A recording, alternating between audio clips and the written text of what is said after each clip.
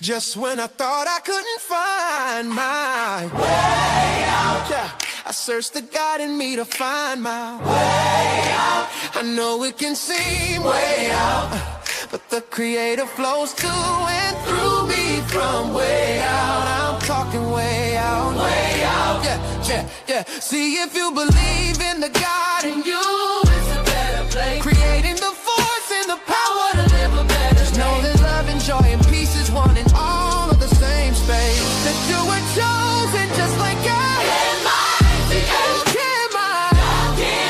Your energy. That's right. Only you can make the change. Shine your head at you. Shine so bright from darkness to light. Hey, hey, hey. From darkness to light. Yeah. And you'll find your way out. Yeah, yeah. Oh, it won't seem way out. Yeah, yeah, yeah. The power of God will flow through you from way out. Welcome. This is Alchemizing Energy. As you can see, I have not been doing shows regularly. I have been underneath the weather, guys. So please pray for me as I go through this tough time. But we have been waiting on this show for like I would say at least a month. But Rabbi was very sick and everything, and some things have happened there, but I don't know why. But people have been going through some trials and tribulations. But the main thing is we're all like fighting through it, and we're all coming together to make things happen. So before we get into the Kabbalah, I wanted to talk about the I Tribe, which is Rabbi Rosenberg's organization. I Tribe is his organization uniting the Hebrew Israelites from around the globe, and I think it was a pretty interesting project. So his aim is to reunite the Israelites. So I wanted to like show a little bit of that before we bring him on, and also some of the work that is actually being done with our brother, the mighty Hebrew. He's actually in places like Tanzania, really doing the work, So his website is called iTribe, and his goal is reuniting the lost tribes of Israel. Rabbi Rosenberg is taking funds and helping out those areas in Africa that might not have good internet service and things like this, trying to help the lost tribes have better opportunities to unite. So, and I think this is an honorable thing, But before we even bring him on, I wanted to actually show some of the work that Mighty Hebrew is actually doing in Africa. So let's check out some of the work that he's doing. Let's go. Shalom Bahashim Yahweh HaKodesh Yisrael. This is the mighty Hebrew Nasi Prince Charlene Dean Ben Ami Motzazayam Ben Yasha Allah Senior in Mahoba, Tanzania, with the Haya tribe. Say shalom, everybody. Shout out to Rabbi Harry Rosenberg and I Tribe. I want to start off with Sister Esther. Shalom. How you doing? So tell the people who you are, what tribe you come from, and what Bantu tribe you come from. Shalom, everybody. My name is Sister Esther. I'm from Arab people. I'm tribe. I'm going to ask you a couple of questions. And I just want to deal with the women. That's it. Real quick. So I noticed since I've been in Tanzania, amongst different Bantu tribes, the Chaga and Yombo, Haya, I noticed when y'all have I'm going to call it flowers. I call it flowers. When y'all have y'all flowers, y'all separate for 7 days. Is this a part of like Haya tradition? Y'all do that? Yeah, right there. You don't have got the marriage now. You can wait for 7 days.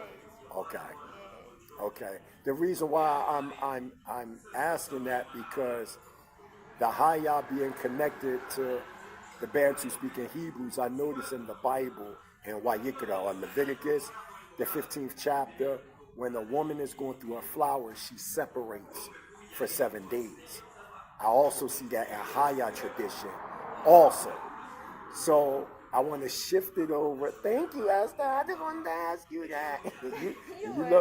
you look beautiful, by the way, too. Thank you. You're welcome. I'm gonna. There's another brother that's Haya. What's your name, brother? Okay.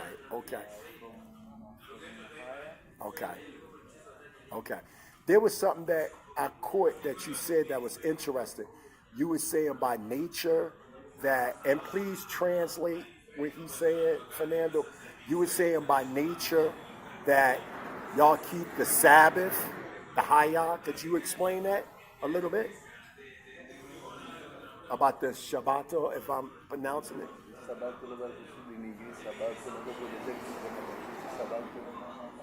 Sabato ni kama wale watu wa Sabato. Sabato leo nasali Jumamosi. Wale wanasali Jumamosi na wafanye kazi yoyote. They don't go to church on Saturday.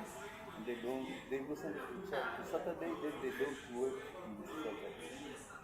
Wafanye kazi. They don't go. Yaani mwambie kwa Kiswahili. Yaani hawaendi kanisani, wanaenda kanisani Jumamosi. Na baada hapo hawafanyi kazi yoyote. Jesus. They're They're talking about the Sabbath. How many of the Hayas still uphold the Sabbath. They don't work. They don't do anything. Some of them go to temples or churches.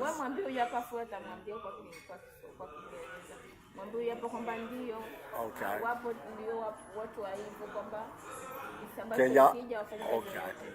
Can y'all tell me some stuff in English? So what are y'all saying? Sabato they go to pray Saturday. Okay. So that they don't work. Saturday and Sunday they don't work. They don't do anything. Yeah. Okay. Sabato they go church to Saturday. Okay. And Saturday and Sunday they don't work. I understand. They just rest. Okay. Okay. So y'all do that. Okay. Yeah. Okay. And even though you're not Haya, you're Chaga, correct? Yeah. And I looked up that word Chaga. That's actually a Hebrew word. It has two words. You have a cha and you have a rat. And in it comes up to chaga, which means to like fence off with protection in the Hebrew. And I found that interesting. So you say that on the Sabbath, even with chaga, y'all don't work on the Sabbath too? It depends, because if they're Catholic, okay. They go to church Sunday. Okay. And they don't work Sunday. Okay, so some chaga do on the Sabbath, yeah. And then some on Sunday, yeah. But they don't work. Yeah, and they not okay. All chaga, they are Catholic. Okay. Some they are Sabbato, some they are Catholic, some they are Islam. Oh, so some are Muslims, yeah, some are Sabbatarians, they keep the Sabbath and the holy days in the Bible, yeah. And then some are Christians. Yeah. Understand, very clear. Yeah. Circumcision. I want to, yeah, and we got this brother. Tell the people your name, brother. We got this brother. He's quiet. What's your name, brother? Hold on.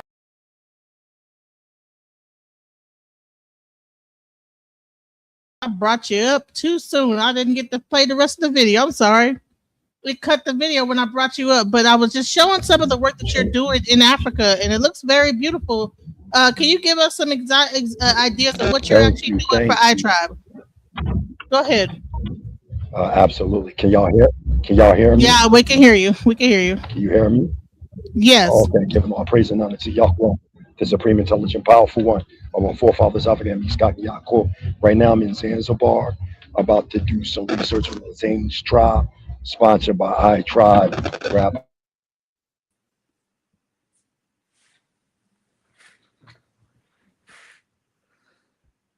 Bro, we kind of lost some audio there.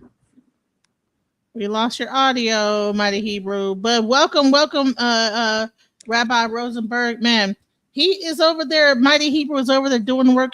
He's actually in transit right now, so his audio might be freezing up a little bit. But he's over there doing the work. I was playing a little bit of like the stuff, like the conversation that they're having, learning more about what's going on in Africa when it comes to the Hebrew Israelites in Africa. And I'm thankful that you actually took the time out to actually invest in learning more about like the connection. Extensive interviews with the He's still talking. He don't even realize that he's still talking. He don't know that the audio didn't cut out. Hold on, let me tell him. But welcome to the show. All right, he's trying to come back. All right, bring him up in here and bring him back. All right. We kind of lost you. Go ahead. Yeah, as y'all know, I'm in travel mode. I'm in Zanzibar. Here go Rabbi Rozenberg right here. So where I landed at the airport, I was all the way on the other side of the island to get to the Saints tribes.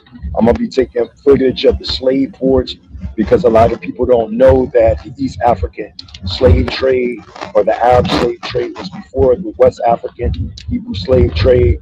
So what I'm doing is reconnecting all these Hebrew Bantu speaking tribes under one umbrella on the I tribe. So it's an honor and a privilege to be the Shagrir, the ambassador of I tribe. Shout out to Rabbi Harry Rosenberg. He's sponsoring this whole project here. And if it wasn't for him, I wouldn't even be able to make my dreams come to life. I've been doing a lot of social anthropological research for years. But shout out Rabbi, giving me the finances to help my dream come to life. Hallelujah. Right. Shouts out to Rabbi Rosenberg, because I know that Mighty Hebrew has been trying to do this anthropological work in Africa. He's traveled on his own dime for the longest and struggled. And to have a person that like actually helped to push that information along to where he'll be able to write his book accordingly, and all the anthropological study that he's working on, it's a blessing to have a person to believe in your vision and back it.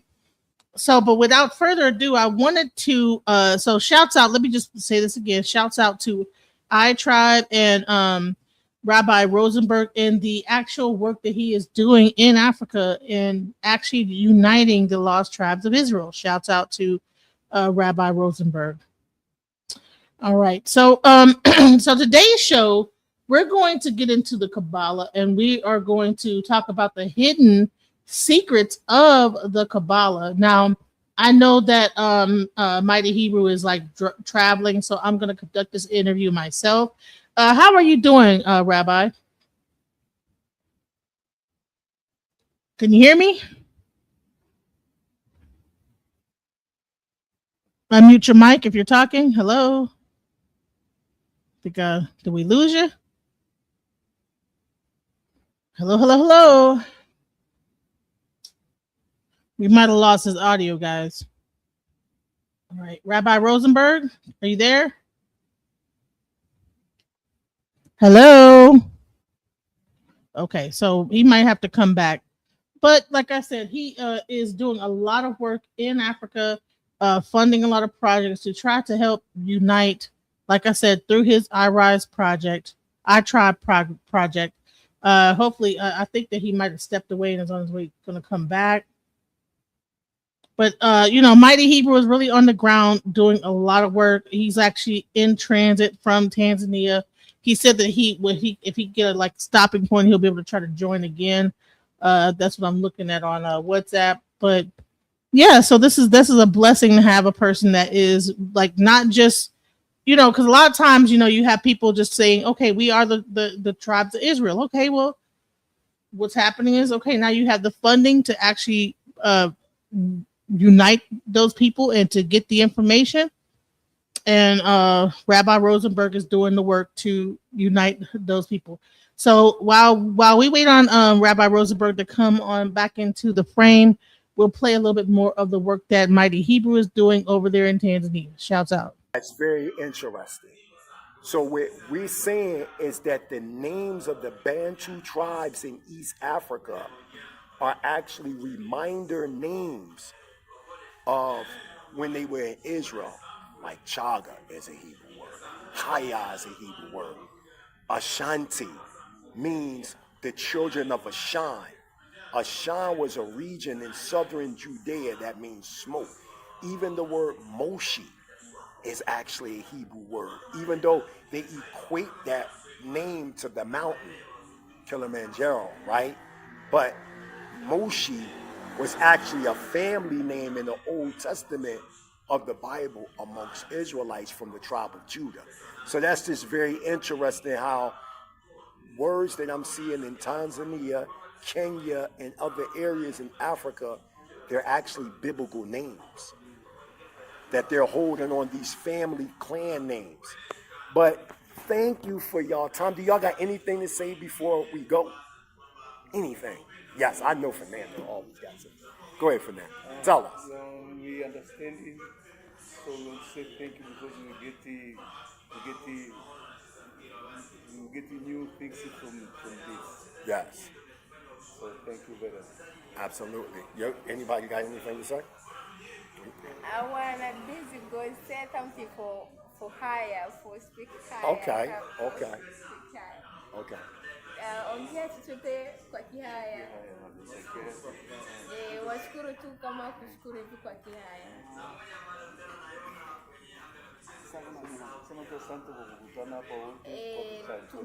He looks like my cousin General. He looks just like General, man. What? Don't he look like General? Don't he look like General? Remember my cousin General? Yeah. Don't he look like General? Wamesikia wanasema kwamba tumejifunza.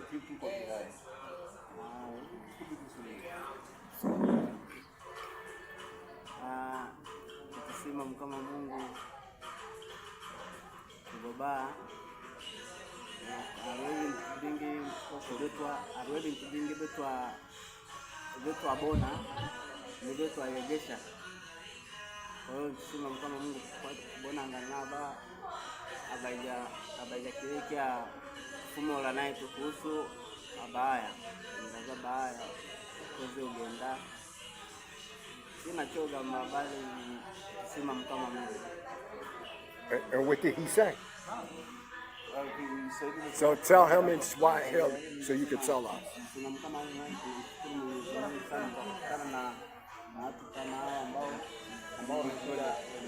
He said thank you because we meet together and also he learned something.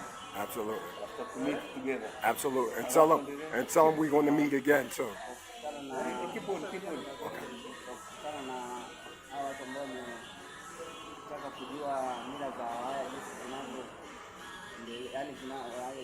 Shout out to I Tribe. Shout out to Rabbi Harry Rozenberg. We're in Bukoba, Tanzania, with the Haya Tribe in the Haya village. We also say he said that he happy because we learning many things about the Haya. Yes. We learn about The Hebrew. Learn about the Chaga. Absolutely. That's what he's doing. That's Absolutely. what he says. Hallelujah. Hallelujah. Hallelujah. Shalom, shalom. All right. So I mean that was a very beautiful thing that you put together. So is there anything new that you've come across in your travels, Mighty Hebrew? Can you hear me? Absolutely. Yeah, absolutely. Can you hear me? Yes, go ahead. Yes. Yeah, I'll be going in and out because I'm traveling. Absolutely.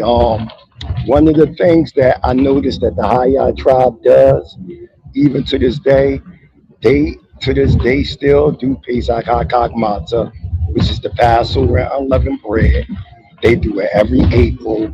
They also do the Sukkot, the Feast of Tabernacles. If you look at the video where I did with Sister Esther, she's breaking down how for 7 days, as prescribed in the Torah, that they separate themselves when they period come on. They don't cook, they don't clean. And as you also watch, you see how they still to this day keep the Sabbath. Even some of them that practice the religions of Christianity and Islam, they still, as a tradition, still keep the practice of the Sabbath, and you see that in the footage that I sent to you, some of the clippings that I sent to you, and they also I sent pictures of the Haya village to you, DJ Genesis, if you want to show how their homes look and stuff like that. I sent you pictures of that too. But like I said, I wouldn't have been able to do all this without the support from I Tribe. So it's dope. Where's the rabbi at? His computer froze, so he's on his way. He's trying to put it together. Okay.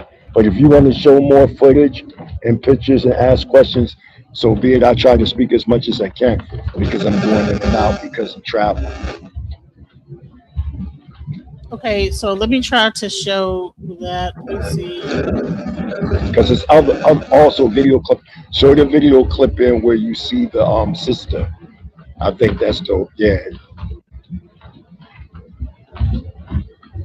So it's definitely work is getting done, and like I said, it's cool to philosophize all day, but you need that research. What we got here, I can't really see too well what you got there. Just describe it to me, DJ Genesis. Then I can. So I think it's like the young lady, so the ambassador for the I Tribe, the Mighty Hebrew Prince Charlotte D in Bakoba, Tanzania, East Africa, interviews the Hebrew Sambantu Haya tribe. Yeah, and it's very interesting about this tribe because the name Haya goes back to the Hebrew word Yahweh. It's the root word for the Creator, which means I will to exist or I exist. That's what the word Haya means.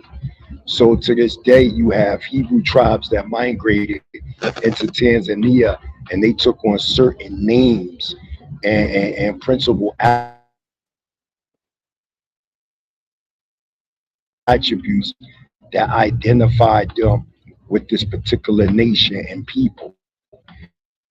But if you could show the video footage also, yeah, these are all, you know, some of the youth within the Haya tribe that the chief Haya representative of the village in Bukoba. So it was very informative. There's a couple other videos I would like for you to show that that I sent to you. I think you want to see a picture of a woman. Well, on the video you want to see an image of a woman. If you could show the people that portion of the video, that'll be fine. But don't show everything because a lot of this stuff is going to be posted on iTribe. As you can see, some things are being posted now on iTribe. Hallelujah. What's your name, brother? Okay, and you're Haya too. Okay, Haya deep over this joint. You better pray for me, Rabbi. They don't get me. Nah, I'm just joking.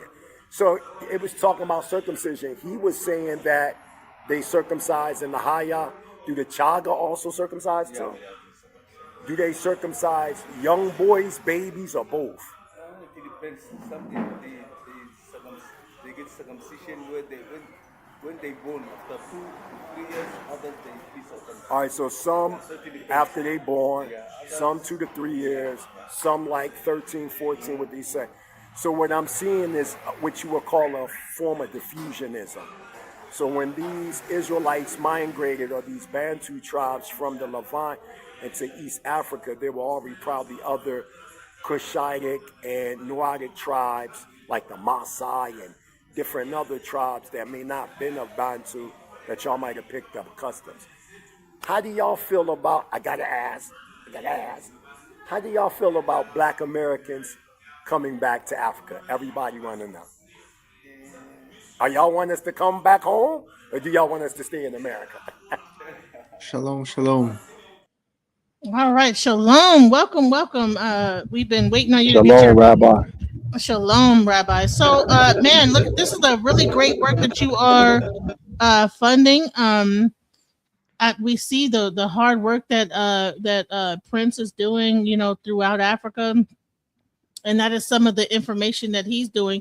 But today the conversation, we wanted to see show the work about the I Tribe, what you're putting together as far as the tribes of Israel.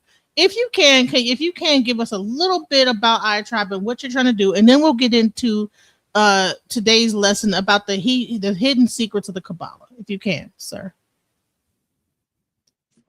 Yeah, of course. Let me just make sure my audio and everything is setting. You guys hear me okay? Yes, we can see your face and even greater. Oh, let me try to fix that. Gang, Robbie, we can hear you. Okay, we good? Yes, sir. Yes. Okay. Sorry about that. Perfect. All right. So if you can give All us like right. a little introduction about what iTribe is about, and then we'll go into the lesson about the Kabbalah. There's some questions I have pre thing questions I have, and then if there's anything you want to expound on, especially if you want us to know a specific thing, we can go there as well. But let's just get an introduction to who you are, what iTribe is about, because I mean the work that you're doing in Africa is actually pretty awesome. So shouts out to you. Oh, thank you so much. I'm not sure how much available time we have because of all the operations and missions that are going on right now, but let's try to lock in what we can do. Uh-huh. Um, iTribe is a platform to unite the diaspora of the House of Israel. Obviously, as we know, the Jewish people are a small fraction of the greater house of the diaspora of the Israelite exile. Each tribe had a specific role and prophecy that they were going to go and play. And now it's time to all ingather and collect the dots. Part of the tribe of Judah was to hold on to the lessons of the Torah. The Jews held on to the secrets of Moses uninterrupted. So a lot of the tribes got lost and lost a lot of the teachings of Moses.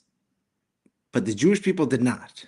That stayed intact from student to teacher, all the way until me today.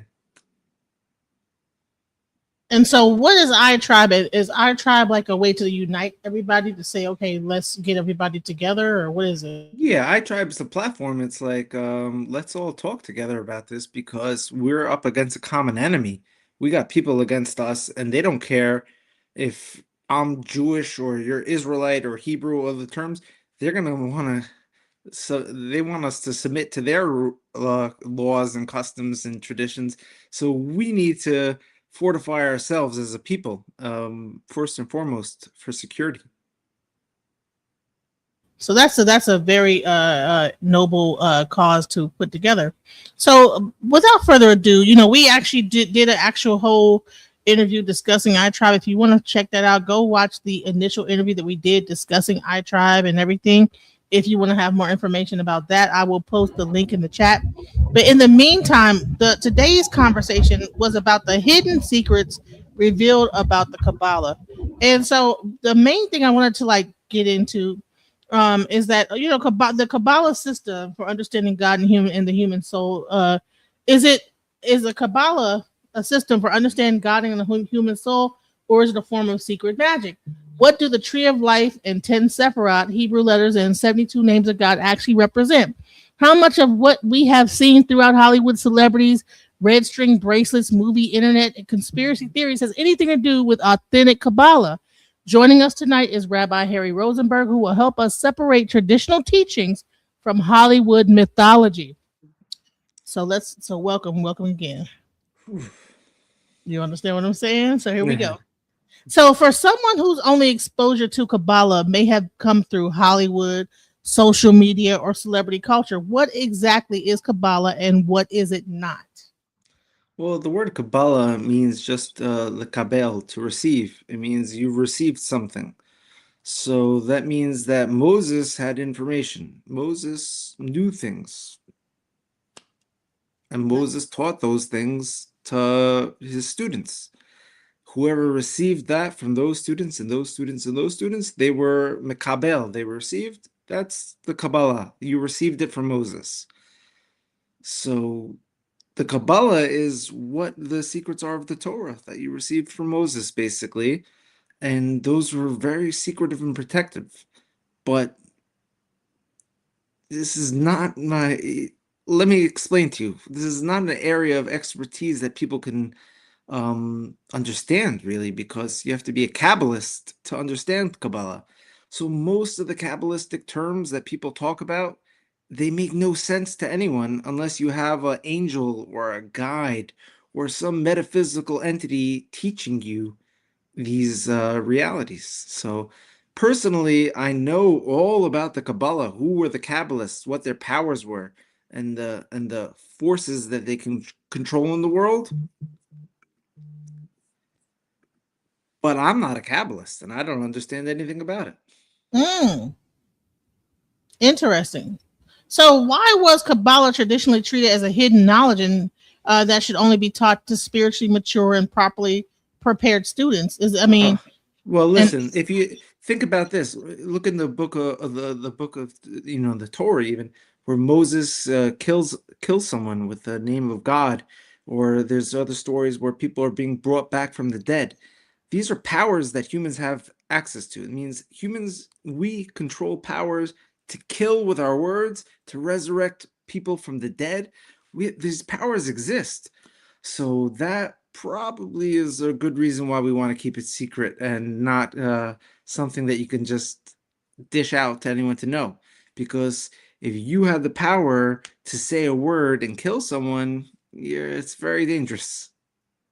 interesting. So, is it also true, that Kabbalah, that someone had to be married, a married Jewish man over 40 years old to study Kabbalah, and why?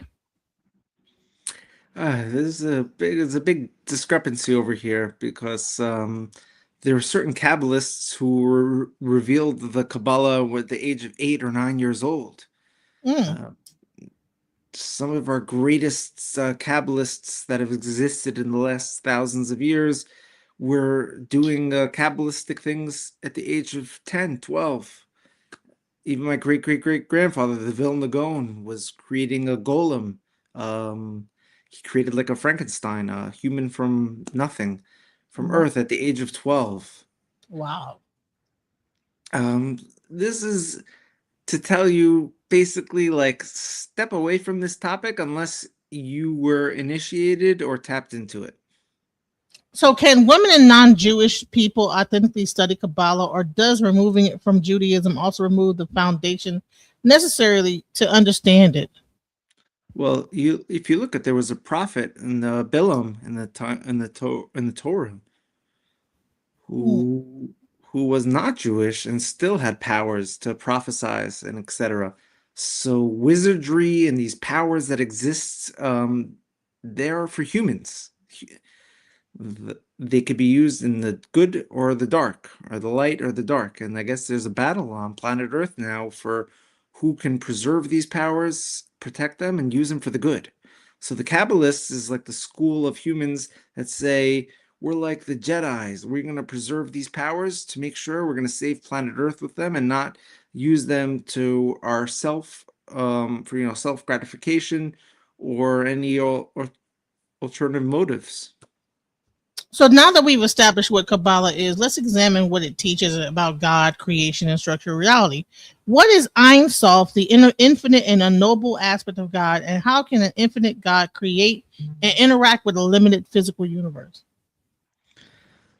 I mean, I think your question is the answer. Yeah, you have Ein Sof, which is the the never-ending God. Like there's no limits, there's no boundaries, there's no physical limitations to God that we can limit him to.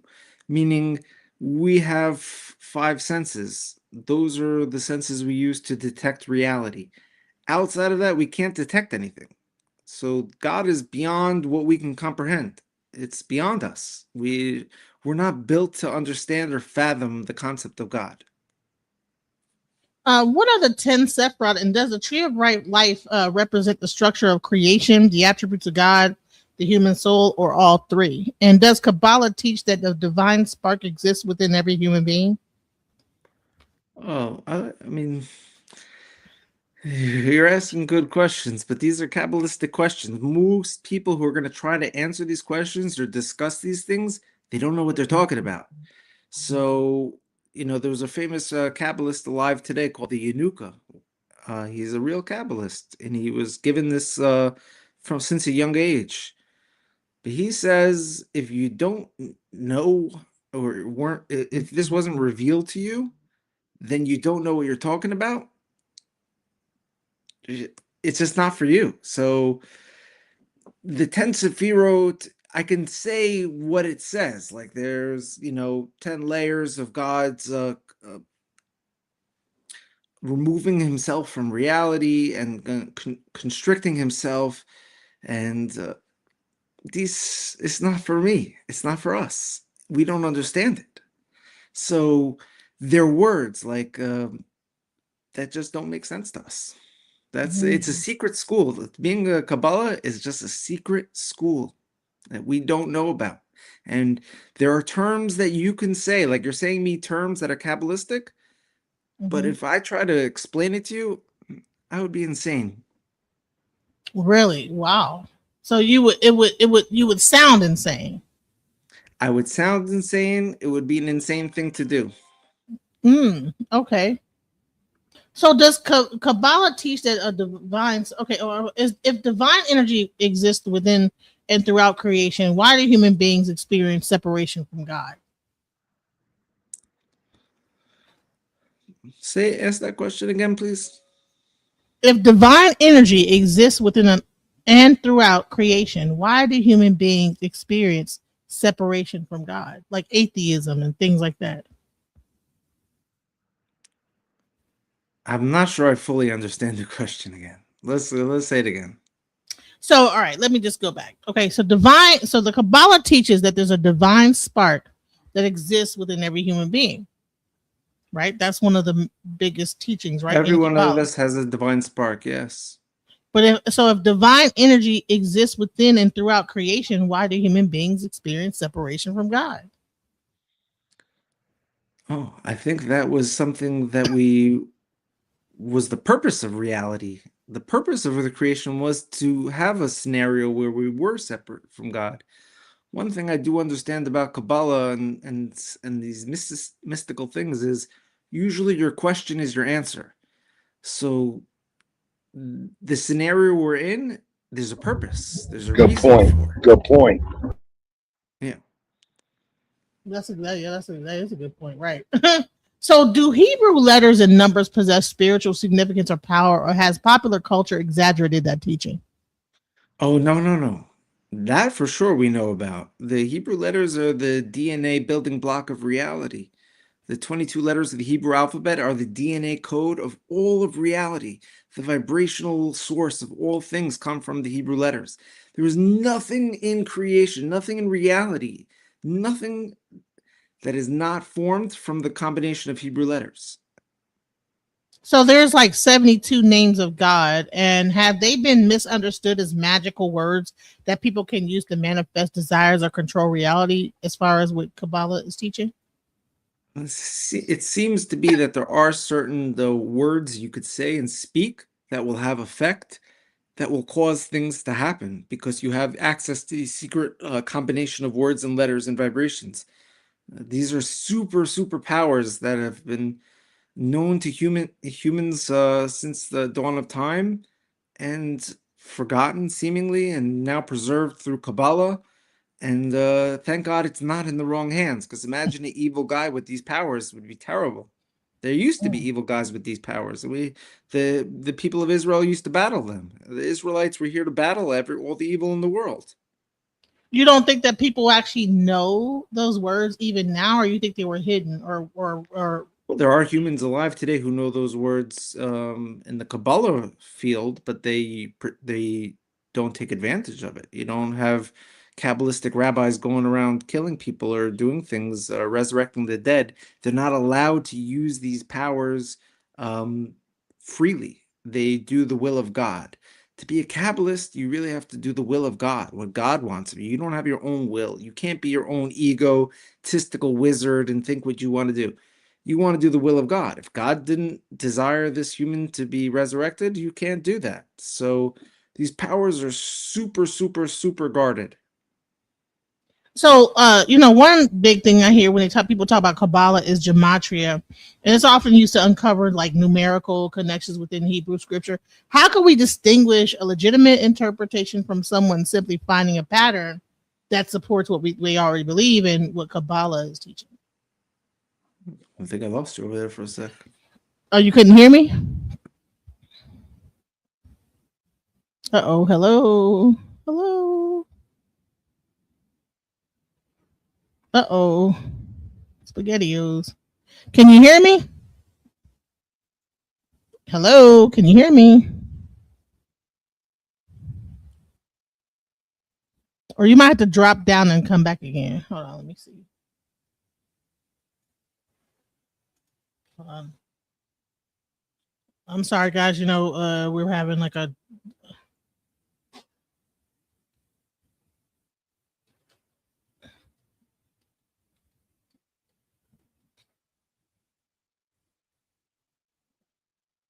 he might have to drop down and come back up.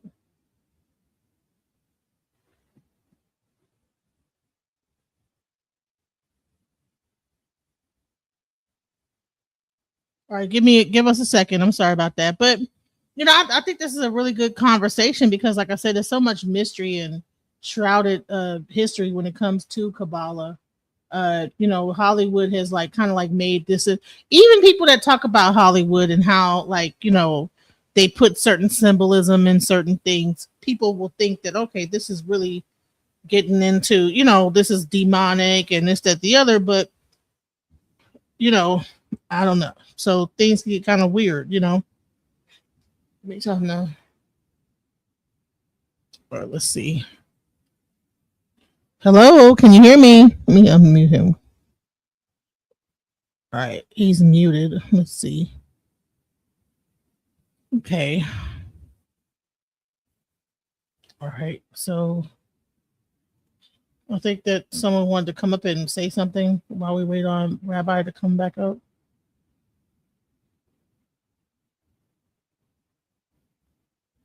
Rabbi, can you leave and come back?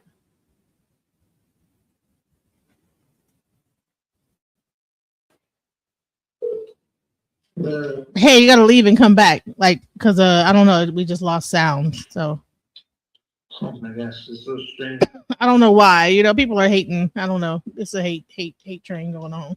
The spirit world is hating on us. Oh just leave and come back.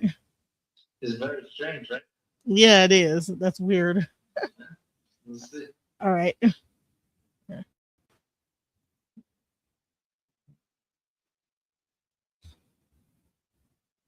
Sorry about that, guys. I'm trying to get this thing going, but haters, I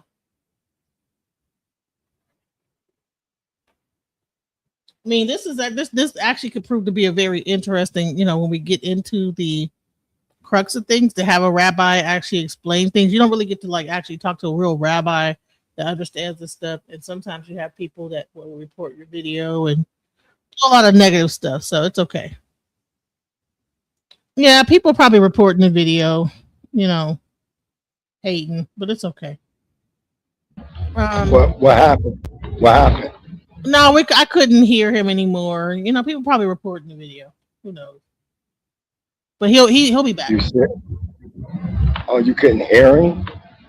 Yeah. So what you doing? Lost until he come back. Until he come back, put the video footage up of the sister that was speaking from the. Okay, I will. All right, we'll do. What's your name, brother? My name is Okay, and you're Hayat too. Okay, Hayat deep over this joint. You better pray for me, Rabbi. They don't get me. Nah, I'm just joking. So it was talking about circumcision. He was saying that they circumcised. It's the first video. Do the chaga also circumcise too? Honey, we already played that first video. We played the whole thing, young honey. Boys, babies, or both? I just put a thumbs up on. They get circumcision when they born after 2 to 3 years. Others they be circumcised. All right, so some after. No, it's not that one. Some 2 to 3 It's not years. that. We already played the first video earlier in the stream, Mighty Hebrew. We already played it. What, this one? Shalom Bahashim Yahweh HaKodesh Yisrael. This is the Mighty Hebrew. We already played this one. I played that. That's the first video I played. Bukoba, Tanzania, with the Haya tribe. Say Yeah, it's shalom, the first everybody. one. Shout out to Rabbi Harry Rozenberg and I Tribe. I want to start off with Sister Esther. Shalom. Shalom. How you doing? I'm good. So tell the people who you are, what tribe you come from, and what Bantu tribe you come from. Shalom, everybody. My name is Sister Esther. I'm from Hara people. I'm tribe. I'm gonna ask you a couple of questions, Eh, and I just want to deal with the women. That's it, real quick. So I noticed since I've been in Tanzania, amongst different Bantu tribes, the Chaga and Yombo, Haya, I noticed when y'all have y'all, I'm gonna call it flowers. I call it flowers. When y'all have y'all flowers, y'all separate for 7 days. Is this a part of like Haya tradition? Y'all do that? yeah, right there. You don't have got the man is not. You can wait for 7 days.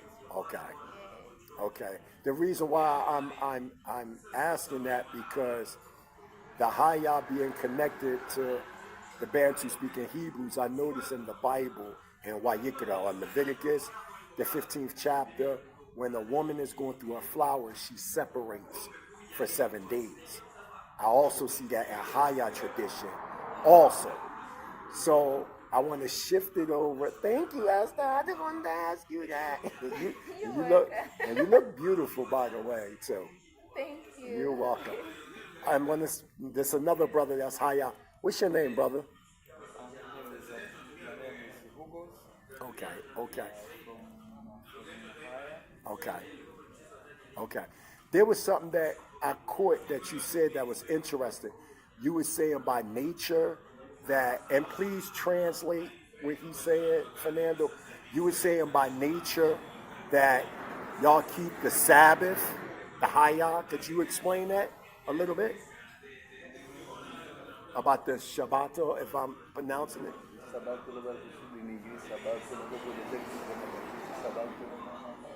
Sabato ni kama wale watu wa Sabato. Sabato leo nasali Jumamosi. Wale wanasali Jumamosi na wafanye kazi yoyote. They don't go to church and stuff to Saturday. They go to church to Saturday, then they don't work on Saturday. Wafanye kazi. They don't go. Yaani mwambie kwa Kiswahili. Yaani hawaendi kanisani, wanaenda kanisani Jumamosi. Na baada ya hapo wafanye kazi yoyote. Jesus. Eti kwamba sikia. They're talking about the Sabbath. How many of the Hayas still uphold the Sabbath. They don't work. They don't do anything. Some of them go to temples or churches.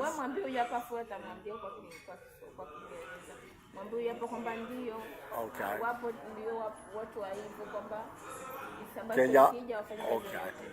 Can y'all tell me some stuff in English? So, what are y'all saying? Sabato, they go to pray Saturday. Okay. So that they don't work. Saturday and Sunday, they don't work. They don't do anything.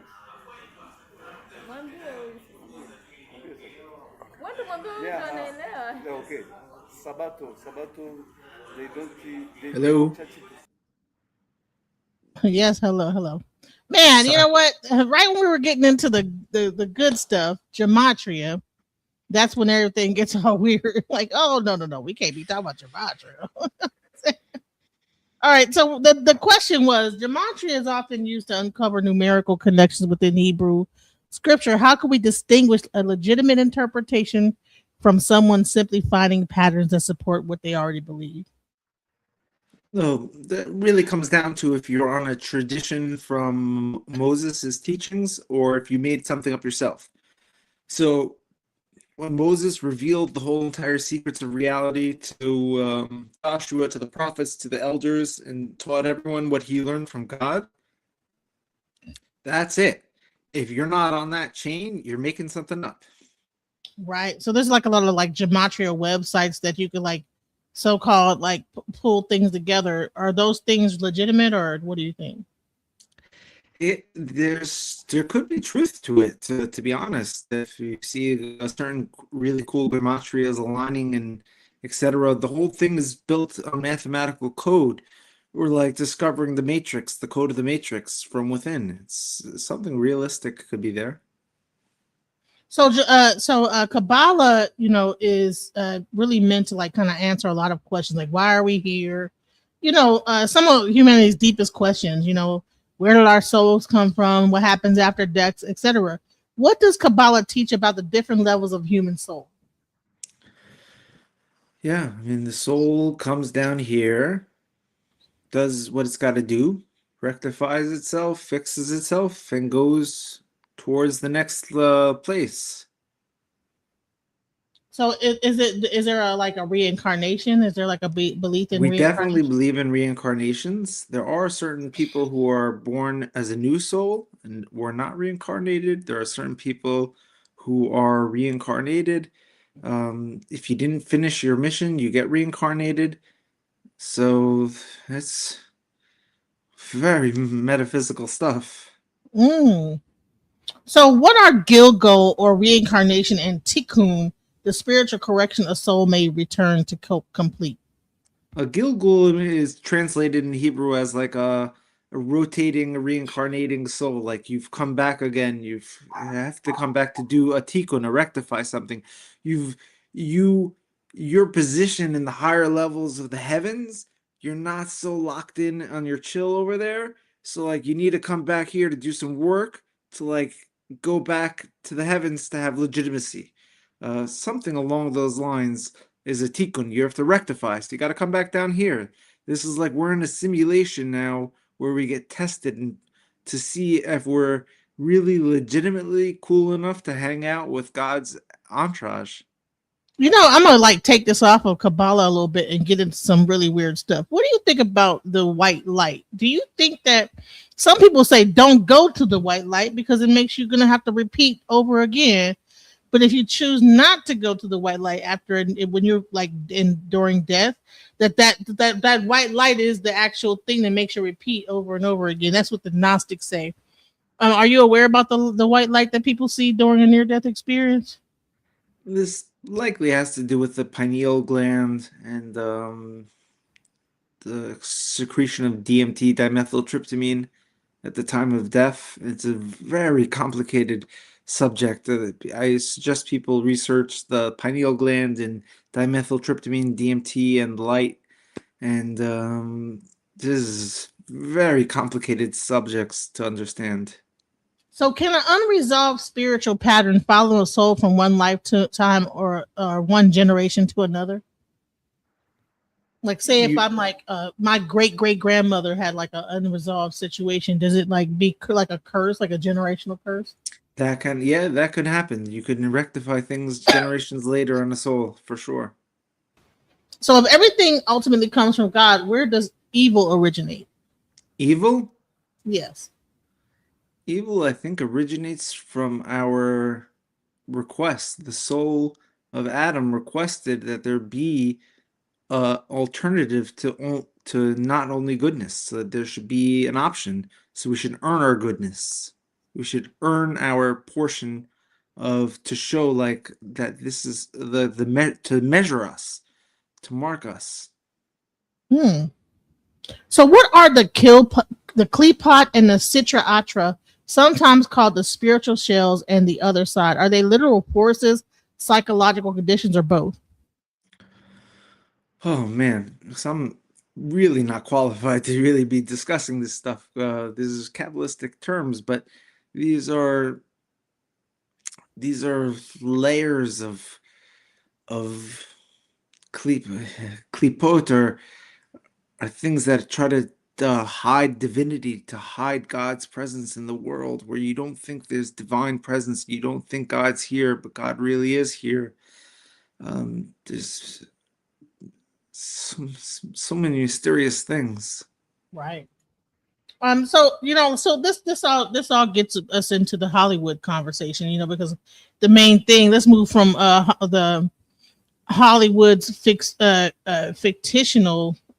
aspect of Kabbalah, and with the truth. So when Madonna and other celebrities publicly embraced Kabbalah, did that introduce people to an authentic spiritual tradition or transform it into Hollywood lifestyle brand? What do you think? Yeah, that actually has nothing to do with Kabbalah. So, like, whatever Madonna and this stuff was, they're not really in touch with a rabbi who was on a chain from Moses, etc.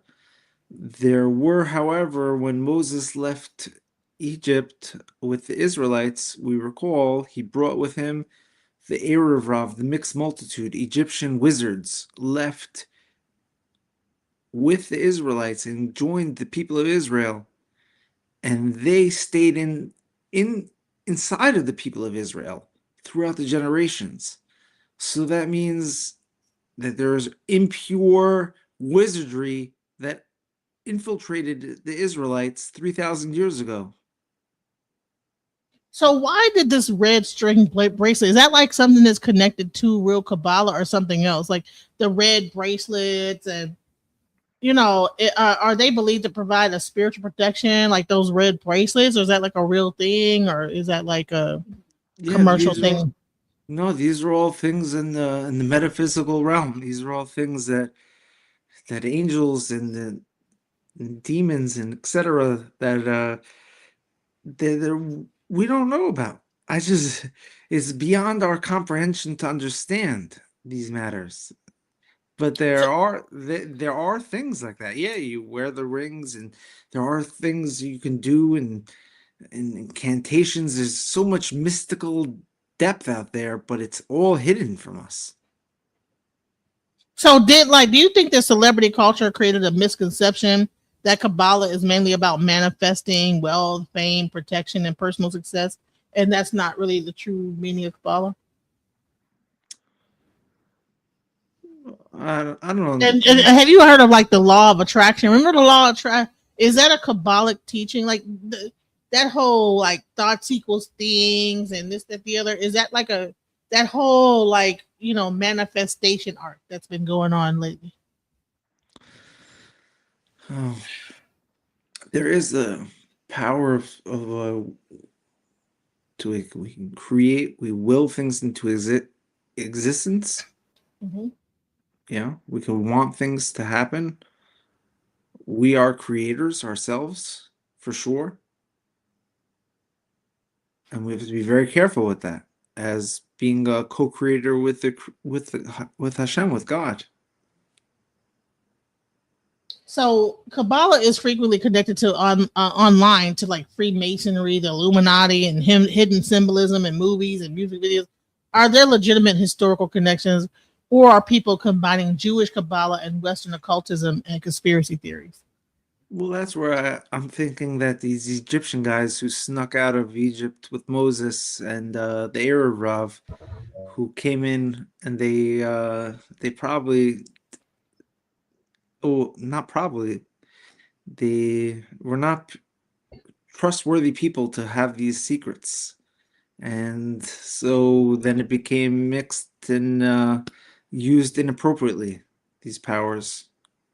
So you think that the people like that took from the Kabbalah and then used that information in a negative way? Yeah, there was definitely people back in the day who took this information and used it for negative and evil, dark things. So how can viewers that are watching this right now distinguish authentic symbolism from coincidence and an internet pattern seeking? Well, you have to find a tzaddik. You have to find a righteous person, like a tzaddik who's like, you want a wizard, like, Gandalf, Gandalf the Great, from, excuse me, from Lord of the Rings.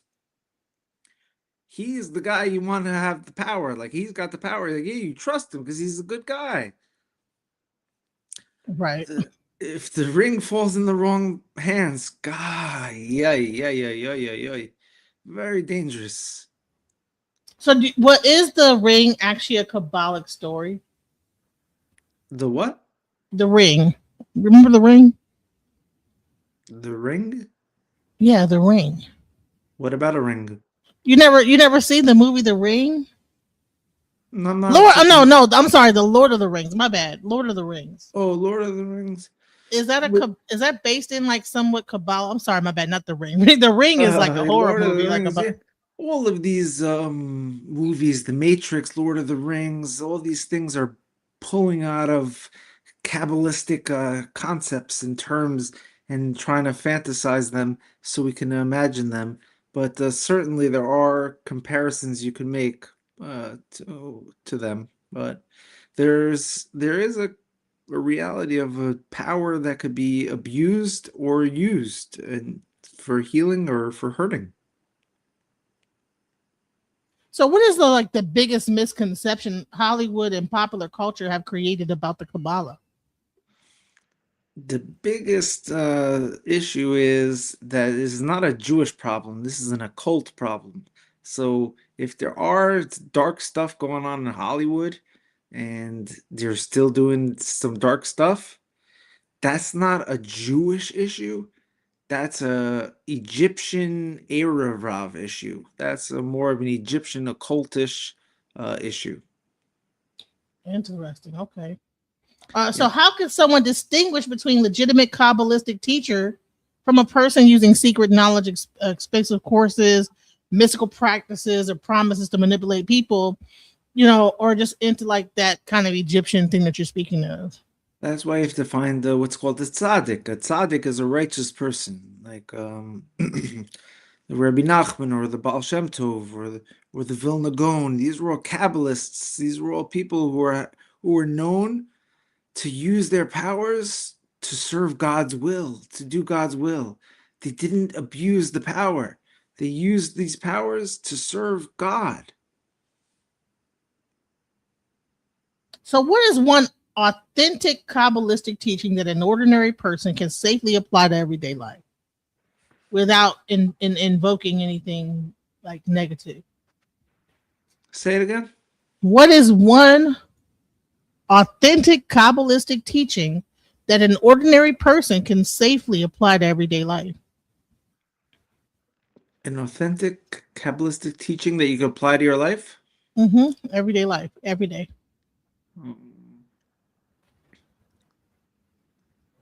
That's a good question. That you should dip in the mikvah. You should go to immerse yourself in water every day. The Kabbalists would go and they dip themselves in a bath of water every morning before they wake to purify themselves to like be reborn. Like take a bath, you mean?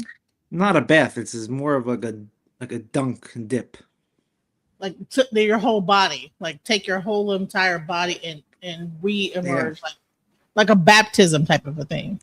Every day, the Kabbalists are doing it multiple times a day. Really? Yep. Well, water does have a frequency. I always think that water actually is a not. I don't think I sentient. I believe that water actually has a frequency and everything. That's going to get into some other weird stuff. The greatest Kabbalists are dipping frequently, for sure. So after removing the Hollywood imagery, celebrity branding, red strings, conspiracy theories, and promises of supernatural power, what remains at the heart of authentic Kabbalah? The ultimate power that lies within us, the human that we contain. Each one of us is a Kabbalist. You have the same potential to be a Kabbalist just as much as I do. You just don't know the words to say. You don't know the instructions, So you have the power to kill me with words and to bring, and you could fly. You could do crazy things. You could do all these magical, powerful things. You just don't know it. I don't know it. You don't know it. We've been locked out. Why do you think we've been locked out? What do you think that caused that lockout? Probably some crazy people who did not use those powers for the good of the will of the creator of the universe. Like whoever created this scenario that we're in right now had intentions, and then some people probably got a little egotistical and were like, I'm going to do my own thing and not the will of the creator. And if you don't do the will of the creator, you're in big trouble. So, what do you think about the multiverse? Is the multiverse or the grid? Like we're living in a simulation. Is that also a Kabbalic teaching, or is that something coming from something else? These are English words. It's hard to take a Hebrew from English, but there's a concept of we're in a non-real world. This is not the reality. The real world is in the heavens where God is. Right now we're in some type of fabricated scenario to experiment on some type of situation. Like it's a test, right? We're in some type of test for sure. So, what is the difference between the Coptic belief that we're in, like with the demi? Are you familiar with the Coptic? No, I'm sorry, not Coptic. I mean, Gnostic. Are you familiar with the Gnosticism where you have the Sophia and we're in like this prison planet and things like that? Are you familiar with that? No, if it's not something that a student from Moses to Moses to Moses' chain was taught, I don't dibble dabble in it. It's because it's someone's homegrown thoughts. I Because I think always the study Gnostics. what was taught to me from my scholarship of rabbi to rabbi to rabbi all the way to Moses. Outside of that, I'm not so interested in hearing what anyone has to say. With that whole Gnostic teaching, Yeah, it's all meaningless to me. With this philosopher thought or this thinker, this none of it means nothing to me. Wow. So let's get back into the Kabbalah. Like, so who was able in uh Judaism to actually practice Kabbalah in tradition? Who? Was that like a Levitical like a priesthood that practiced this, or just anybody that got their hands on that knowledge? Well, back in the time of the desert, when the Israelites were wandering in the desert for 40 years, they were all Kabbalists. They all had powers. They were all prophesizing. As the generations have gone forth, we've become more materialistic and less spiritual, and we've lost these powers over time. What's interesting is that it was a friend of mine who actually had been in prison for like 12 years, and he actually had some Kabbalic books, and a friend of mine, I think that she took one of them. I'm not sure, volume whatever 16, or because they're different books, and I think when I asked, okay, how do you read this? Because everything was written in Hebrew, and they told me, this is crazy, like that. Just look at the letters, and eventually, understanding will come upon you. You will be able to read it, right? And she was actually reading, like looking at it, like every day you look at it, and eventually you'll know what it says. I know this sounds crazy, right? And after she continued to look at it every single day, she realized that she had to read it the other way. Like that she was reading it the wrong way. Like something told her, you're looking at the letters in the wrong, like instead of left from right, right to left. Oliver. Like, crazy, right?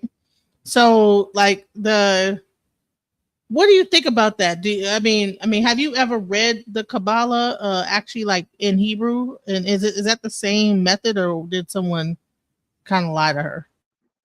Yeah, you want to explain that question again, if you don't mind? So like I had like a bunch of Kabbalah books that I was inherited by somebody that had, I don't know how he got the books. I got inherited them.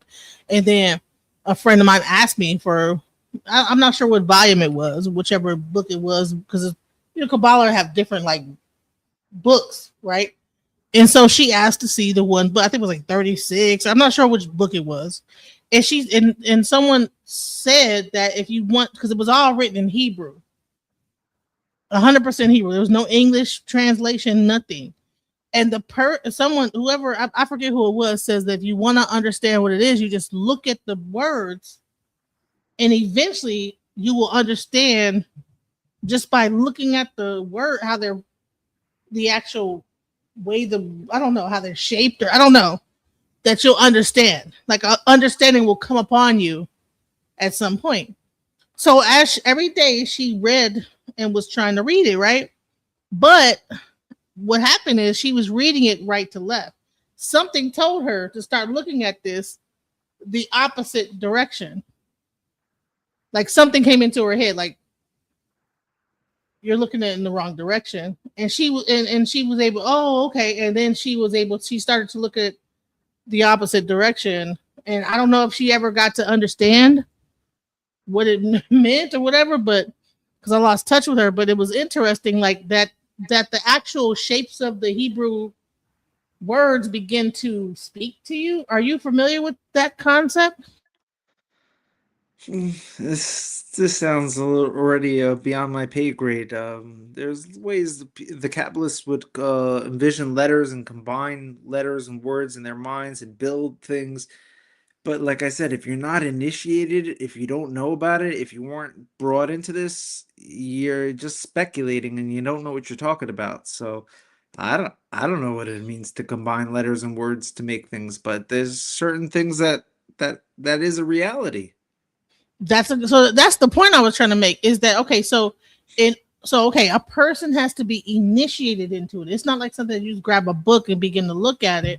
No, you can't learn about this. You got to be initiated. You got to be either an angel comes to you, or Elijah the prophet, or some type of external entry into your reality taps you to do this.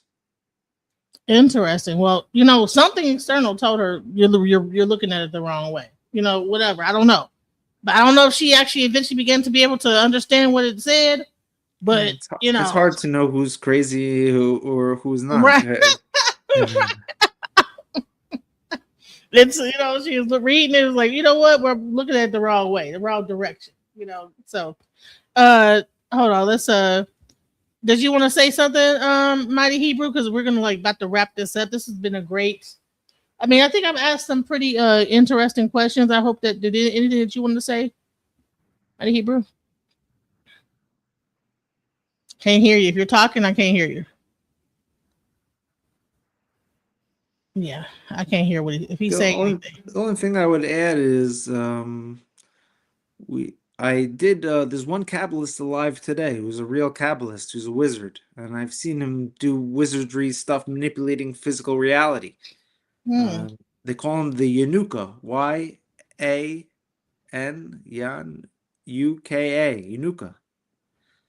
And he makes music on Spotify, Kabbalistic music, and he's a rabbi, and he's the coolest guy I've ever met in my life.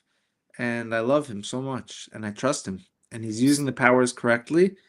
And I once recorded him giving a lecture in Hebrew on the secrets of Kabbalah, and it's on my YouTube channel, and it's in Hebrew, but with English subtitles on the bottom. So if you're really so curious and you made it this far into the lecture to really understand more, go to my YouTube channel, Rabbi Harry Rozenberg YouTube channel, The Secrets of Kabbalah Revealed. It's one of the videos by the Yanuka, and you will see him talk about all the coolest secrets about Kabbalah that we're not accessible to know. Well, y'all hear me? Yeah, I can hear you now. Yeah, I can hear you. Go ahead. Yeah. If y'all look at the hesitation of the Rabbi, it's a reason behind it, because Mighty Hebrew, if you're on speaker, take your thing off speaker and talk directly into the phone.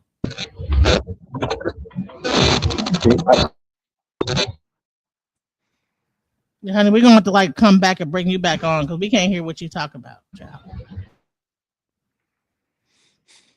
Anyway, we can't hear you, honey. You hear me? No, we can't hear you. You got to come back when you're not traveling. So, man. So, any final words before we wrap this up? Thank you so much for joining. This has been a great just a surface level understanding about the Kabbalah. And I hope that we'll be able to, there was that one question about the Garden of Eden I wanted to talk to you about, but we could probably come and do that another time. You know what? You there's something there, but the lady you sent, she's not fully on it. But Mhm. there's something there. Let's save that for another episode, and we'll blow our minds out. Let's That's save gonna that be for awesome. I think that's gonna be a really cool one right there. Okay. yeah. We'll expose some great evils in the world. I love you all so much. It's been real. Thank you for today, and we'll stay in touch. All right. Thank you. Peace. God bless. Much love, guys.